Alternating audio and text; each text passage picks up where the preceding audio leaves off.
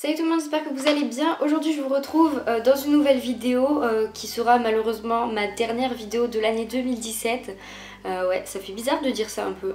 Et pour cette occasion je me suis dit quoi de mieux que de leur faire un récapitulatif de mon année de 2017 qui n'a pas été fabuleuse en termes de voyage, en termes de sorties, en termes de nouvelles choses que j'ai pu faire, découvrir ou autre, mais qui a été, on va dire, intense en termes de grandir dans ma personne. Ça se dit pas vraiment, mais on va dire dans ma vision des choses, il y a plein de choses qui ont changé, j'ai réalisé plein de choses en fait dans la vie et je pense qu'en fait il n'y a rien de mieux qu'en fait pour faire un point de son année 2017, de ce que j'ai appris, de ce que j'ai retenu et de ce que je changerai à l'avenir. Et pour l'année 2017, je n'avais pas fait de résolution tout simplement parce que je vais pas vous le cacher, j'ai fini l'année 2016 on va dire pas très bien et j'avais tout simplement envie de, on va dire, partir sur un bon pied et ne pas forcément, enfin j'avais pas envie de tout simplement m'infliger des résolutions. Et là j'avais pas envie, en fait j'avais juste envie d'aller bien et d'aller mieux tout simplement, et c'est pour ça que je n'ai pas fait de résolution de 2017. Je peux pas commencer par vous parler de 2017 sans vous parler du 31 décembre 2016 parce que à mon sens, c'est à ce moment-là que commence vraiment la nouvelle année, parce que c'est à ce moment-là où on se retrouve tous. Pour moi, c'est un des meilleurs moments de l'année. Vraiment, j'adore faire le nouvel an parce qu'en fait, il y a à la fois cette impression de nostalgie qu'on quitte la précédente année et cette excitation d'attaquer la nouvelle année, d'attaquer de nouvelles choses, de se donner de nouvelles résolutions, de se dire cette année, ce sera mon année. Enfin bref, c'est... Ouais, je sais pas, moi je suis toujours toute excitée à l'idée de franchir une nouvelle année, mais je suis un peu triste aussi de me dire ah merde putain, c'est vrai que la nouvelle année est terminée quoi. Et franchement j'ai passé le meilleur de chez meilleur réveillon depuis mes 16 ans, parce qu'à l'époque oui non, de mes 17 ans pardon, parce qu'à l'époque oui j'avais 17 ans l'an dernier quand j'ai fêté le 31 décembre 2016, et je l'ai passé avec des personnes vraiment que j'adore, vraiment qui sont au plus profond de mon cœur et que je vais encore fêter ce soir, enfin je vais encore fêter le 31 avec ces personnes ce soir, et c'est juste trop cool d'avoir ses meilleurs amis à ses côtés, parce que pour finir la nouvelle année, pour en commencer une nouvelle, encore une plus belle année, et j'ai passé de super bons moments. Ça a été vraiment une super bonne fin d'année et une super bonne nouvelle année, si on peut dire ça comme ça. Si vous ne le savez pas, le mois de janvier c'est le mois de mon anniversaire. Je suis née le 13 janvier 1999 et donc le 13 janvier 2017 j'ai eu 18 ans, oui j'ai eu 18 ans, c'est tombé d'ailleurs un vendredi, vendredi 13, je sais pas trop si c'est bien. En fait mon anniversaire, je trouve que c'est aussi super important aussi. Moi j'ai toujours été excitée à l'idée de mon anniversaire, j'ai toujours voulu passer mon anniversaire du matin jusqu'au soir avec mes meilleurs amis, vraiment avec les personnes que j'aime le plus, avec mes parents, avec vraiment des personnes qui me tiennent énormément à cœur, et c'était super important. Et j'ai passé ce vendredi 13 avec mes amis de classe notamment, parce qu'on a mangé ensemble etc. Et elles m'ont fait faire des gages et tout, parce que je trouve que c'est super cool vraiment le jour de ton anniversaire de te faire des gages. Et j'ai passé mes 18 ans, j'avais fait une soirée quoi, et ça s'est super mal passé, vraiment c'est une des choses que je regrette de mon année 2017. On ne peut pas regretter toute sa vie, il y a des choses qui ont été cool en 2017 comme des choses qui ont été mauvaises. Celle-là ça a été une de mes pires décisions de l'année 2017, de faire mon anniversaire avec des personnes qui ne correspondaient pas tout simplement, avec des personnes qui n'étaient pas vraiment des amis pour moi et de bonnes personnes. Et la première leçon que je peux tirer de cette année 2017, c'est tout simplement que la quantité n'équivaut rien à la qualité. Enfin je veux dire, à l'heure d'aujourd'hui j'ai des amis, vraiment mes meilleurs amis, qui sont juste incroyables, et avant j'avais des amis, j'avais des meilleurs amis, des collègues, des potes, tout ce que vous voulez, j'en avais beaucoup, et en 2017 j'ai fait le tri, parce que après tout à quoi ça sert de garder des déchets dans notre vie? Et 2017 ça a également été les 18 ans de tous mes potes, voilà, les 18 ans de tous mes collègues. J'avais au moins un anniversaire par mois. C'est pas très bien aussi en terminale, parce qu'en terminale t'as le bac à la fin de l'année, mais t'as également les 18 ans de tout le monde, donc faut fêter ça bien évidemment. Et je suis contente quand même qu'on ait commencé par mes 18 ans et que ça a été une mauvaise expérience pour beaucoup de personnes je pense, parce qu'on est tous d'accord pour dire que les 18 ans de Célia n'ont pas été super cool. C'est d'ailleurs pourquoi j'ai un peu peur pour mes 19 ans, même si enfin j'ai pas à avoir peur parce que pour l'instant j'ai rien de prévu, mais j'ai un peu peur que ça se passe mal tout simplement. Je pense que, enfin déjà là je stresse d'approcher mes 19 ans, pas parce que tout simplement je vais vieillir, pas parce que je vais prendre un an de plus, mais tout simplement parce que j'ai vécu une mauvaise expérience de mes 18 ans et je vous avouerai que là j'ai pas très hâte mes 19 ans, voilà tout simplement. Mais je suis contente que les 18 ans de mes copines se sont très bien passés. On a passé de super bonnes soirées, on a rigolé. Franchement c'était cool, c'était des moments ensemble, c'est des moments de partage et c'est super important les 18 ans, vraiment profiter à 100%. Et je trouvais ça super cool. Il y a eu de... Franchement on s'est super bien éclaté, il n'y a pas des moments où ça a été mauvais. Ah ouais si, certains ont été mauvais oui. Quand on a 18 ans on peut faire des choses extraordinaires comme conduire parce qu'on a le permis. Moi je n'ai pas le code encore donc je ne peux pas faire ça. Mais par contre il y a des choses juste extraordinaires qu'on peut faire comme quand on a 18 ans, comme donner mon sang. J'ai donné mon sang la première fois pour mes 18 ans, enfin pas pour mes 18 ans parce que c'était quelques mois après, mais j'étais super contente d'avoir pu donner mon sang même si j'ai cru que j'allais ne plus vivre parce que je suis tombée dans les pommes à la fin, enfin j'ai failli tomber dans les pommes, mais ça s'est super bien passé et pour moi ça a été super important de faire cette action pour pouvoir aider d'autres personnes et je le referai sans souci. À l'avenir, c'est quelque chose de très important. Autre chose qu'on peut faire quand on a 18 ans et notamment en 2017 puisqu'on a élu le nouveau président de la République, c'est tout simplement voter. J'ai pu voter pour la première fois, savoir un peu comment ça se passait, m'intéresser davantage à la politique, même si ça m'a toujours intéressée. Et ça a été une super expérience parce que c'est super important de voter, vraiment, faut pas croire qu'en fait ça sert à rien. C'est important, c'est la personne qui est à la tête de notre pays tout simplement. Et j'ai adoré pouvoir voter. Voilà, je me suis dit à ce moment-là, Zélia t'es une grande fille, c'est bien. L'année 2017 ça a également été l'année du bac, voilà, l'année de mes vœux sur APB.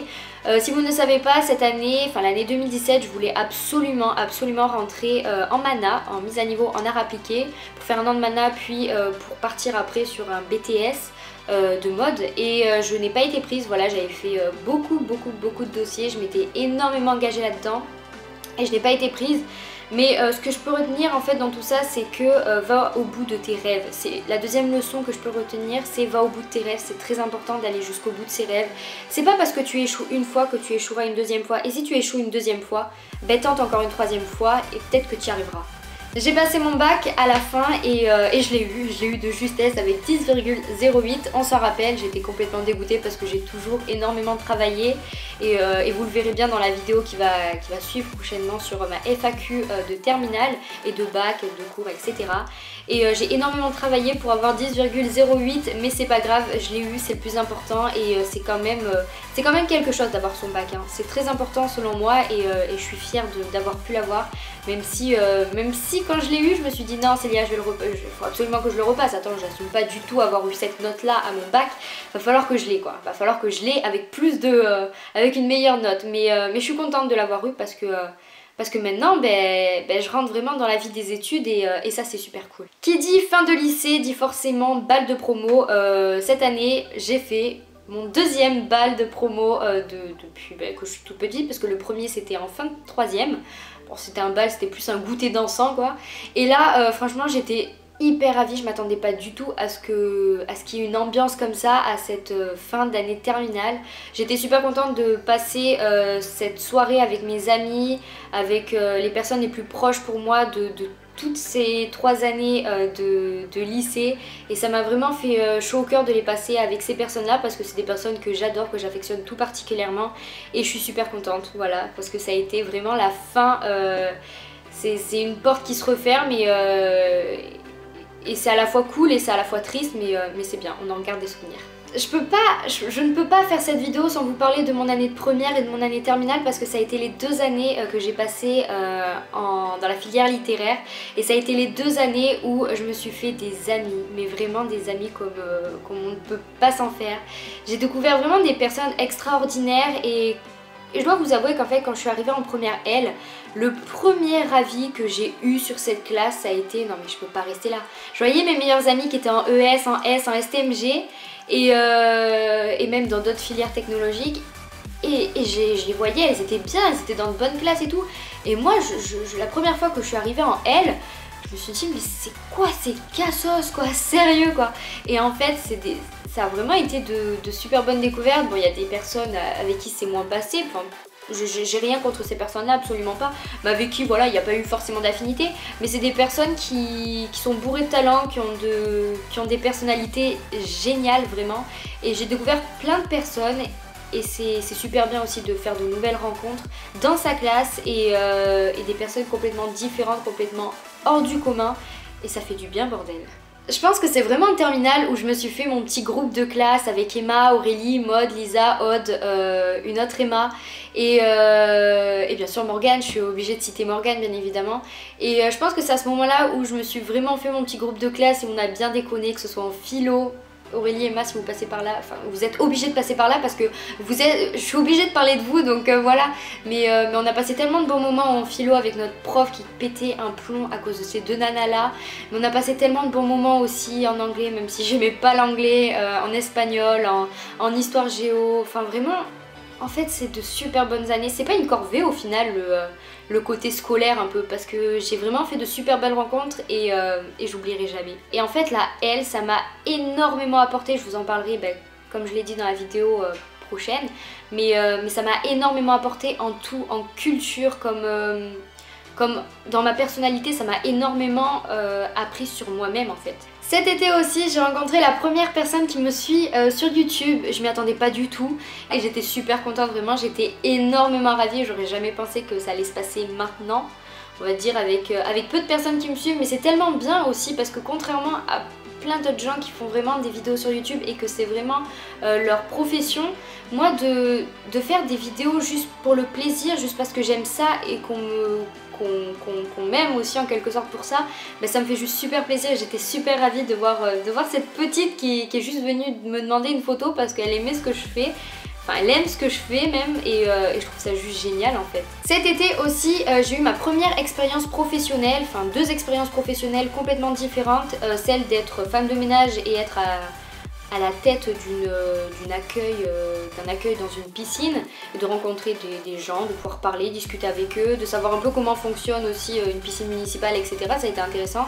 Et aussi dans une deuxième partie, d'être serveuse dans un restaurant et pouvoir aussi rencontrer de nouvelles personnes. Ça a été une super bonne expérience, vraiment. Et bien évidemment, fin de cet été, début septembre, j'ai emménagé à Nîmes. Ça a été vraiment mes premiers pas à Nîmes et aussi mes premiers pas en design dans ma nouvelle licence. Et c'est en fait sur ça que j'ai envie de dire aussi, c'est que en fait l'année dernière je me voyais pas du tout aller à la fac. Pour moi c'était pas possible en fait, c'était soit j'allais en mana, soit j'allais faire en fait un an à l'étranger pour faire fi au pair, notamment en Espagne parce que je parle plus espagnol qu'anglais, on va pas se le cacher, et mieux certainement. Et j'avais pas du tout envie en fait. Et en fait c'est ma maman, c'est mes copines qui m'ont poussé, qui m'ont dit à quoi ça te sert, autant faire ça un an et tu verras bien et tu retenteras la mana l'année prochaine. Et en fait je vais pas retenter la mana cette année parce que je suis tellement bien en fait dans ma licence et c'est tellement bien ce qu'on fait qu'en fait ça ne vaut même pas une mana je pense. Ça a également été les premiers pas aussi de vie solitaire, voilà, de vivre toute seule, loin de ses parents, la semaine du moins parce que le week-end je rentre tous les week-ends et puis je peux pas me plaindre parce que c'est pas loin de chez moi, contrairement à mes copines où parfois ça peut être très très loin, enfin où elles habitent. Et j'ai également fait de super belles rencontres, vraiment c'est... J'aurais pas pensé qu'en fait j'allais faire de super belles rencontres comme ça parce que j'ai mes meilleurs amis à moi, c'est normal, mais j'ai également fait de super belles rencontres dans mon domaine, dans ce que j'aime en fait tout simplement.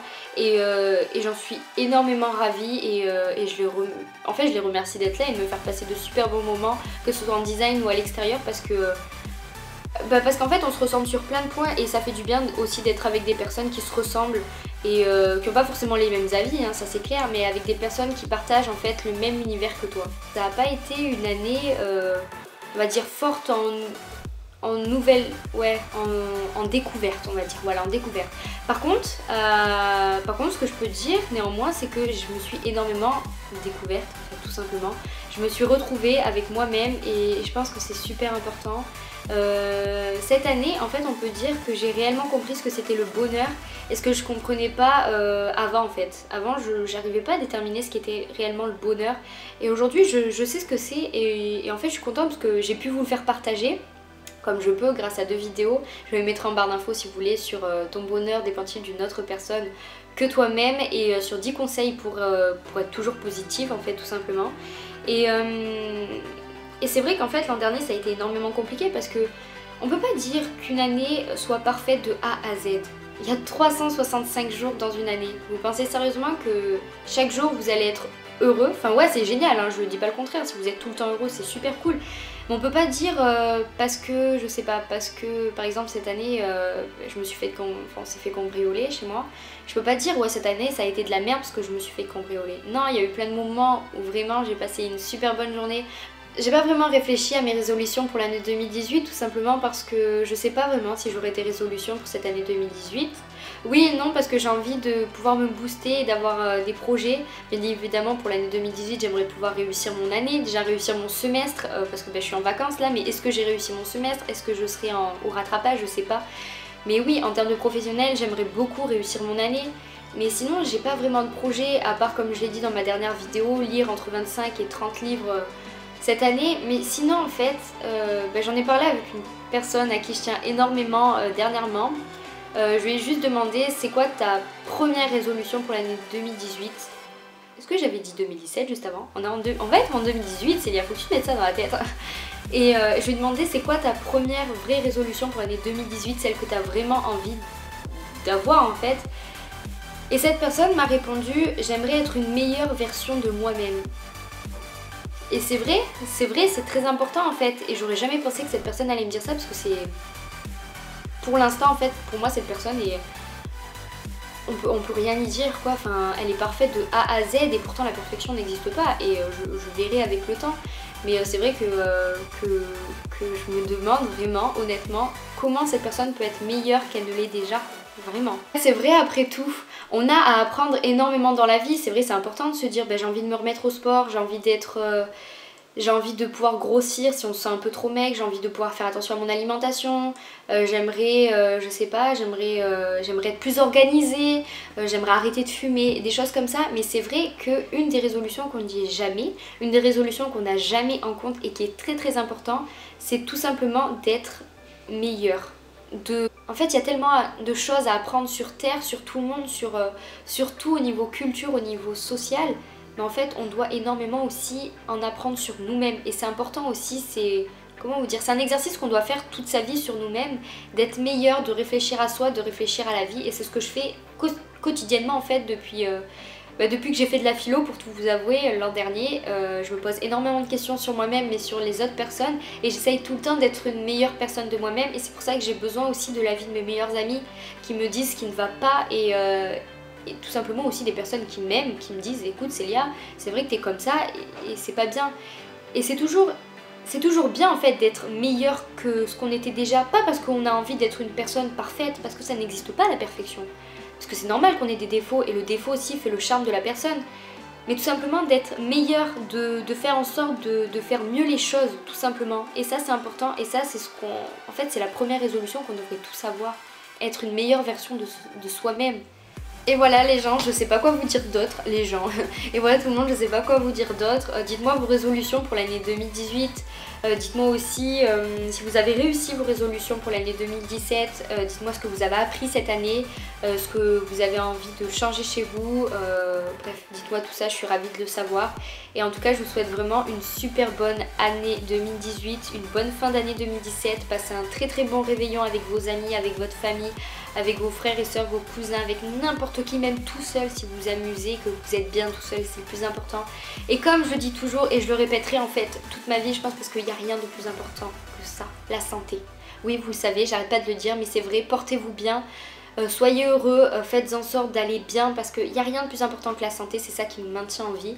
Et voilà, donc soyez en bonne santé, je vous souhaite l'amour, je vous souhaite d'être heureux, je vous souhaite plein de choses en fait, tout simplement. Et je vous dis la petite blague, à l'année prochaine. Salut!